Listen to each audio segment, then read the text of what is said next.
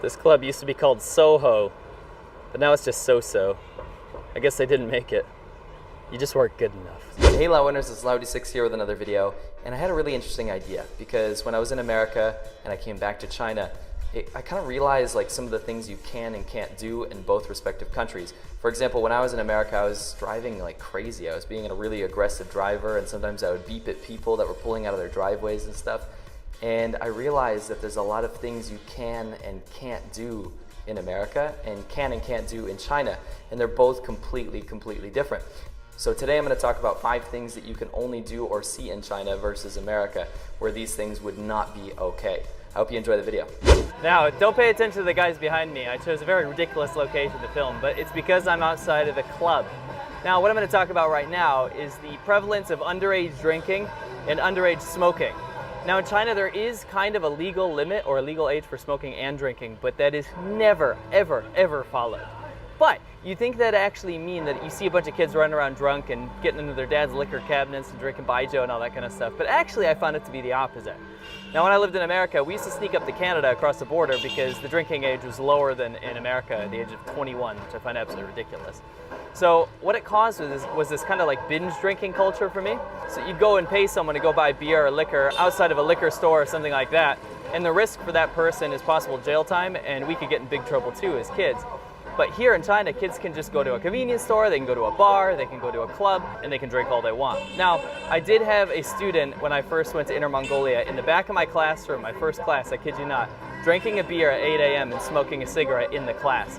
That doesn't happen so much anymore, and like I said, there's not that much underage drinking and smoking going on because it's not seen as something that's super cool. Because of the drinking culture in China usually revolves around meetings or family or face, you'll see a lot of guys get together and just binge drink baijiu and just get absolutely smashed. There's a lot of alcohol poisoning problems and things like that.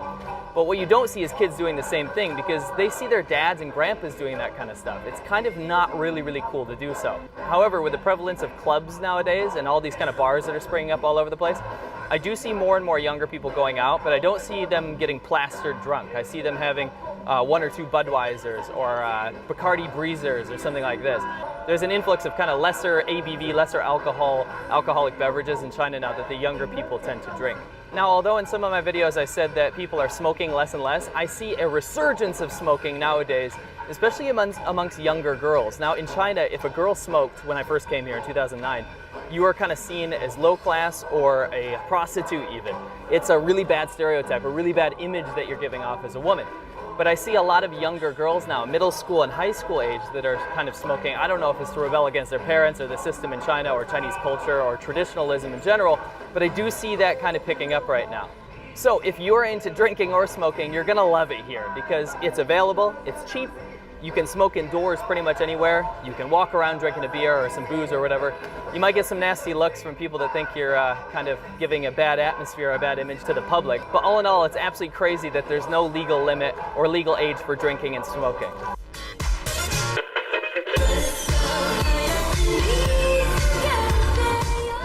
Be as racist as you want. Let your inner racial pride shine through. If you're a white supremacist, or if you're an Asian supremacist, you're gonna find heaven here in China. I'm just joking, but what I'm actually trying to say is that the PC culture, or lack thereof, in China is gonna bother some people. You cut that out now, or you'll go home in an ambulance. Or it's gonna make some people really happy. The kind of whole PC nature of people back in the West that's kind of taken over Western countries does not exist here. So what I'm trying to say is that you will hear this, and I swear to God, black people are dirty, Indian people are stingy, Jewish people are the best in the world because they're so smart and good at business. Even racist towards themselves. Chinese people can't drive. Chinese people have squinty eyes. Chinese people are super stingy just like the Indians. If you're fat, they'll call you fat. I take a shower, I'm triggered. I get in the car, I'm triggered. If you're poor, they'll call you poor. They'll call you dirty if your skin is too tan. Japanese are violent dogs. Northerners in China will call Southerners barbaric because of the things they eat. Southerners will call Northerners stupid because they tend to fight and get drunk. There is all kinds of stereotypes and anti-PC culture here in China. You will always have people be upfront with what they think about you. And you can also be judgmental towards Chinese people based on their appearances and some of the stereotypes against Chinese people as well. However, if you criticize Chinese culture or their government or just China in general as a nation, don't think for a second that you're going to be safe. they tend to get pretty butthurt when you criticize their country. So they didn't allow us in the other building. I was supposed to be telling you guys that you can get into any building you want, and this is the first time I've been rejected. I think it's his fault. Yeah. 我们拍照片。去那个上面。不是那种，没事，谢谢。We did it. That guy was way more reasonable, but I had to say that my father is the boss of the tax department.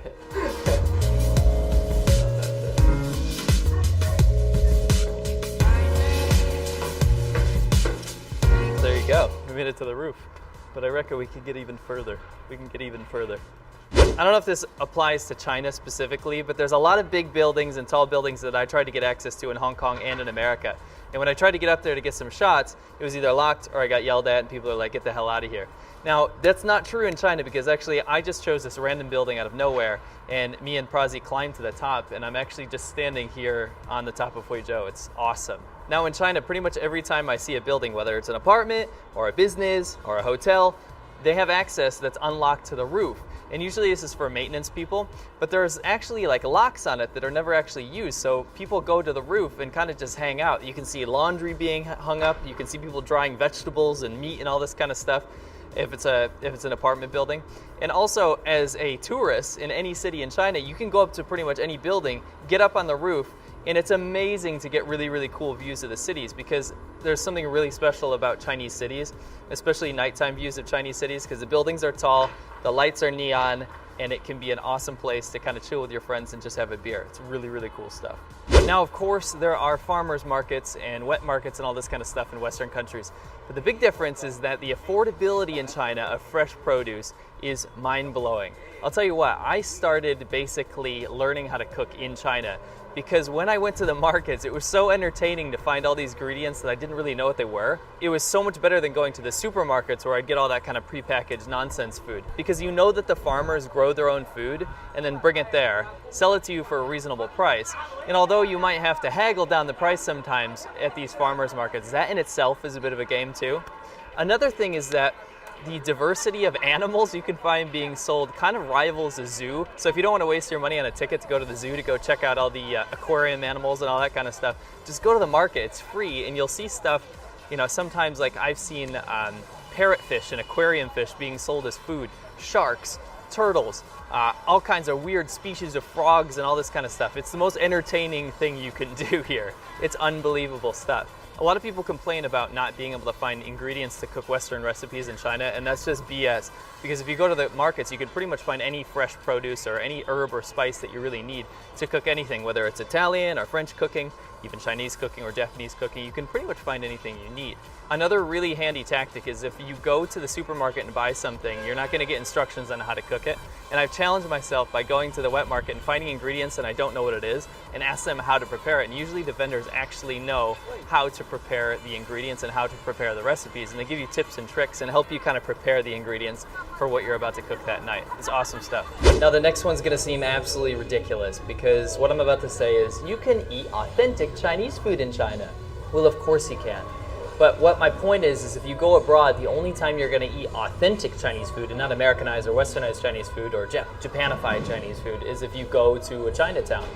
Now, a lot of people don't live near Chinatown, especially where I come from in rural New York. I grew up thinking that Chinese food was lo mein and General Tso's chicken and beef and broccoli and all this kind of stuff. By the way, if you haven't seen her video, eating Chinese, American Chinese food, go check it out. Anyway, my point is that if you come to China, you will be able to experience real Chinese food with very little effort. Now, the most wonderful thing about that is actually every province in China, and there's 32 of them, has a different cuisine. And it's kind of like saying, oh, New York food is different than California food. It's not. It's absolutely not. You can go to the same chain restaurants, and yeah, local people, like in the past, used to cook different things, but China's kept the tradition of keeping local cuisine local. And what I mean is if you go to Jiangxi province, like I did the other day, you can eat Jiangxi food. If you go all the way up to Xinjiang in the west of China, you can eat amazing kind of Muslim food or Middle Eastern food. Go to Inner Mongolia, you're gonna have the best goat or barbecue lamb of your entire life. You go up north to Dongbei in the northeast of China, you're gonna eat hearty food that might even remind you of some stuff that you eat in the west. You go down south, you go to Sichuan, you go to Hunan province, you're gonna be burning your mouth off with the spiciest stuff you've ever had in your life. You come down here to Guangdong, where we are right now, you know, you have some of the most ornate, amazing, kind of beautifully prepared food you've ever seen, and you wouldn't expect it to come out of China. You can go to Fujian and experience amazing, amazing seafood. The culinary diversity of China is almost limitless. And the best thing is that if you live in a fairly decent sized city, you can use apps and different programs and look online to find different province food around your city. So, for example, right now, we're not eating Cantonese food. The other day, me and Prazi actually went to an Inner Mongolian restaurant where people were from Inner Mongolia. There's all kinds of awesome restaurants from different places in China that you can experience in pretty much every Chinese city. You cannot pass that opportunity up. I hope you enjoyed the video, Lao Winners, and next time I will do some things that you can only do in America that you can't do here in China. I hope you guys find these videos very useful, and thank you so much to everyone out there that is my patron. I want to give you a huge shout out. You guys are really helping me out and helping this channel to kind of grow into something a lot bigger, so stay tuned for a lot more videos coming up. Also, if you didn't check out Prazi's video, he also covered some things that you can only do or see in China as well, so go check that out too. Link is in the description. Thank you so much, Lao Winners, and I will catch you on the next one. So in this video, we're talking about the difference between eating at restaurants in the countryside or rural China versus in the cities. Now the nice thing about these rural restaurants is that you can actually, wait, let me do that again. Now there's a massive difference between eating in these two places because, number one, if you go to the cities, you can actually find quite high-end and expensive food. Is that you can actually go back into the kitchens and take a look. 嘿，帅哥，我们可以看一下那个菜怎么做的吗？我们有拍照片。